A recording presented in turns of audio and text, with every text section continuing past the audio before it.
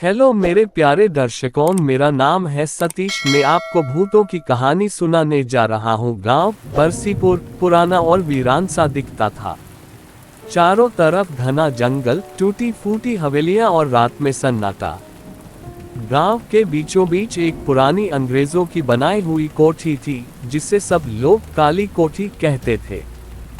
गांव में लोग मानते थे कि उस कोठी में कोई ऐसी आत्मा बसी हुई है जो हर साल एक इंसान की बलि लेती है। गांव वाले सूरज ढलते ही उस ओर पैर नहीं रखते थे। कहते हैं कोठी का दरवाजा रात में अपने आप खुलता है और कोई उसे पार करने की हिम्मत करता है तो वापस कभी लौट कर नहीं आता।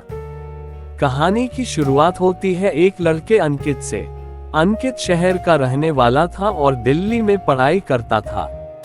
छुट्टियों में वह अपने नाना नानी के गांव बरसीपुर आया हुआ था।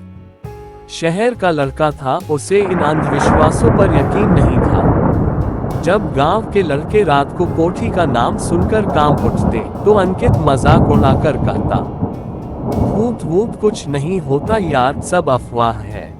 लेकिन उसी रात उसने पहली बार कोठी को अपनी आंखों से देखा। कोठी के ऊपर का आधा हिस्सा टूटा हुआ था।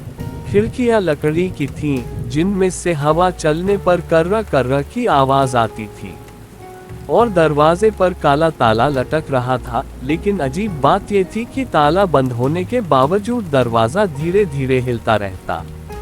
रात के लगभग 12 बजे थे। अंकित को अचानक नींद खुली। खिड़की से बाहर झांका तो देखा दूर कोठी का दरवाजा धीरे धीरे खुल रहा था। उसे लगा शायद हवा से होगा, लेकिन तभी उसने साफ साफ देखा दरवाजे के पीछे से एक औरत का साया निकला। वह औरत सफेद साड़ी में थी, बाल पूरी तरह बिखरे हुए और चेहरा अंधेरे में ढका हुआ। अंकित की रूह कांप गई, लेकिन उसने किसी को जगाया नहीं। सुबह होते ही उसने अपने दोस्त राहुल और सोहन को बताया। दोनों डर के मारे बोल पड़े, पागल है क्या, वहां का नाम भी मत ले।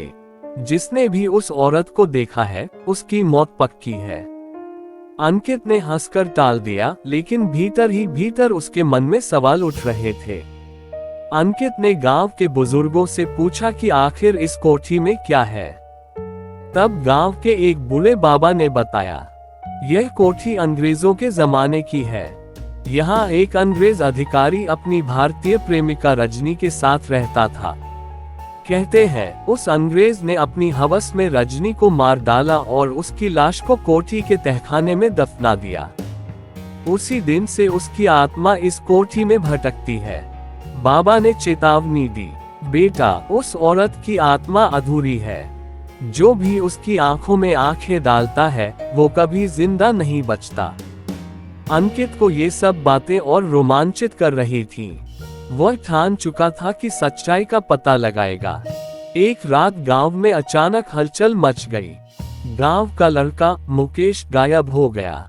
लोग कहते हैं उसने शर्त लगाकर आधी रात को कोठी में जाने की कोशिश की थी। अगले दिन सुबह उसकी लाश खेतों में मिली। चेहरा नीला पड़ा था और आंखें खुली की खुली। गांव में दहशत फैल गई। लोग कहने लगे, देखा कोठी फिर से खून मांग रही है। अंकित का दिल और बेचैन हो उठा। अब उसे यकीन होने लगा कि कोठी में कुछ न कुछ है। आखिरकार अंकित ने ठान लिया कि वह कोठी में जाएगा। राहुल और सोहन डरते डरते उसके साथ चल पड़े। रात के ठीक 12 बजे तीनों ने टॉर्च और माचिस लेकर कोठी का दरवाजा खोला।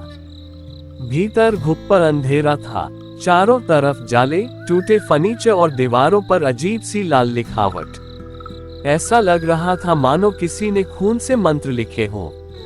अचानक हवा तेज हो गई और दरवाजा अपने आप बंद हो गया। तीनों अंदर फंस गए। सोहन चीखा, हम मर जाएंगे अंकित। लेकिन अंकित ने हिम्मत रखी और बोला, कुछ नहीं होगा, चलो तहखाने की तरफ चलते हैं। तहखाने का दरवाजा बहुत भारी था। जैसे ही उन्होंने खोला एक सड़ी हुई बदबू फैल गई। भीतर उन्होंने देखा जमीन में आधा दबा हुआ एक कंकाल पड़ा था।